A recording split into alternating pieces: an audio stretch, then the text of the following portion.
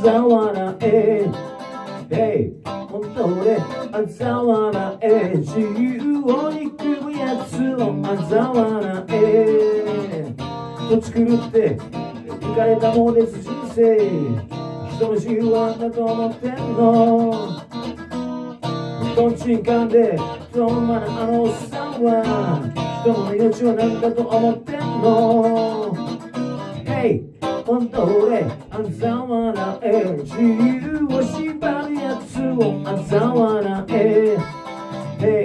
本当で嘲笑え自由を憎むやつを嘲笑え猛烈に死ぬまで働いて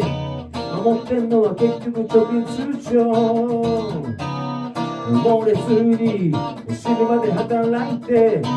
楽しみはなく突きつけられる中古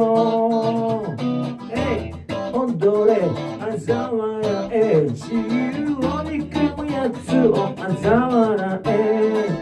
え本当で嘲笑え自由を縛るやつを嘲笑え下り顔でくたびれ果てた戦士みたいにとさばり食い合って鎖切って意味なく続く伝統縛り付けられ踊らされている魂